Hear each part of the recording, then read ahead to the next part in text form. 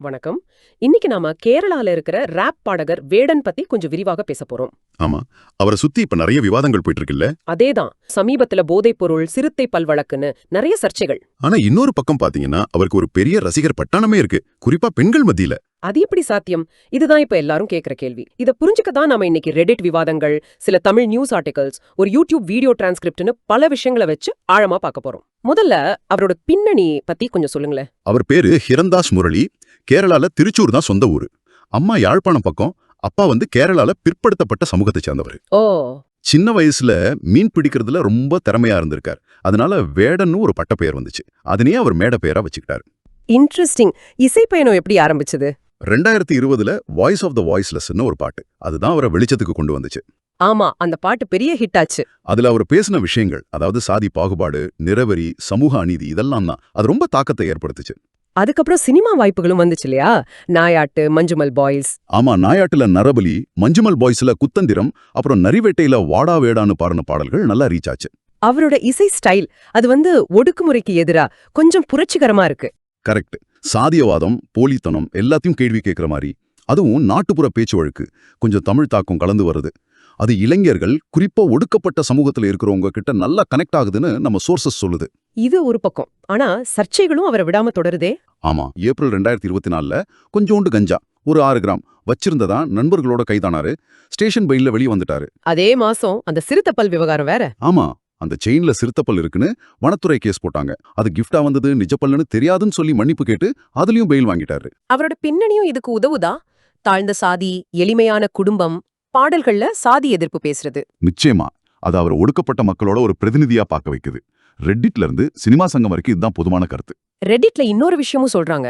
இந்த சர்ச்சைகள் எல்லாம் அவரை ஒடுக்க நடக்கிற சதி, அவரை குறி வைக்கிறாங்கன்னு அவர் ரசிகர்கள் நம்புறாங்களாம். அந்த எண்ணம் வலுவா இருக்கு. அவரோட பின்புலம், ஆதிக்கத்துக்கு எதிரா பேசுறது, இதெல்லாம் காரணம்னு நினைக்கிறாங்க. அவரை ஒரு மாதிரி பாதிக்கப்பட்டவரா பாக்குற ஒரு தன்மை உருவாகுது. இதுல அரசியல் சப்போர்ட்டும் இருக்கு இல்லையா? ஓ, அது ரொம்ப முக்கியம். கேரளால சிபிஐஎம், காங்கிரஸ் மாதிரி லெஃப்ட் கட்சிகள் வெளிப்படையாவே சப்போர்ட் பண்றாங்க. அப்போ அது அவருக்கு ஒரு பாதுகாப்பு வளையமா இருக்குமா? இருக்கலாம். அவங்க வேடனை ஒடுக்குமுறைக்கு எதிரான குரலா பாக்குறாங்க. இது இயல்பாவே வலதுசாரி சங் பரிவார் அமைப்புகளுக்கு எரிச்சல தருது. அவங்க என்ன சொல்றாங்க? வேடன் சாதி விருப்ப தூண்டுறார், மோடிய தப்பா பேசுறாருன்னு ஒரு பாஜக கவுன்சிலர் என்ஐஏ விசாரணை கூட கேட்டிருக்காரு. கலாச்சாரத்தை சீரழிக்கிறாருன்னு குற்றச்சாட்டுறாங்க. ஆனா இந்த விமர்சனங்களை ரசிகர்கள் எப்படி பாக்குறாங்க? அவங்க பெரும்பாலும் இதெல்லாம் சாதியவாதம்னு சொல்லிடுறாங்க. சரி, இப்போ அந்த ஆச்சரியமான விஷயத்துக்கு வருவோம். பெண்கள் மத்தியில அவருக்கு இருக்கிற ஆதரவு. ரெடிட்ல கூட கிறிஸ் பிரவுன், டெட் பண்டி மாதிரி ஆட்களோட ஒப்பிட்டு பேசுறாங்க. அதாவது சர்ச்சைக்குரிய ஆண்களுக்கு பெண் ரசிகர்கள் இருக்கிறது ஒரு வகையில பேட்டர்ன் மாதிரி. அதுக்கு என்ன காரணங்களா இருக்கலாம்? சில தியரிகள் இருக்கு. அவரை சரி பண்ணிடலாம்னு நினைக்கிறதா இருக்கலாம். இல்ல அந்த பேட் பாய் இமேஜ் மேல இருக்கிற ஈர்ப்பா இருக்கலாம். சிலருக்கு அவர் சொல்ற சமூக செய்தி அவரோட தனிப்பட்ட நடத்தையை விட முக்கியமா தெரியலாம். குற்றச்சாட்டுகள் பத்தி சரியா தெரியாம இருக்கலாம் இல்லையா? அதுவும் ஒரு காரணம். இல்லனா அந்த ஃபோமோ, அதாவது எல்லாரும் அவரை பத்தி பேசும்போது நாம மட்டும் தனியா தெரியக்கூடாதுங்கிற ஒரு சமூக அழுத்தம். இது நிஜமாவே ஒரு முரண்பாடுதான். அவர் மன்னிப்பு கேட்டதா சொல்றாங்களே அந்த எஸ்ஏ குற்றச்சாட்டுக்கு. ஆமா, அந்த பதிவு டெலீட் ஆனாலும் சிலர் அதை ஏத்துக்கிறாங்க.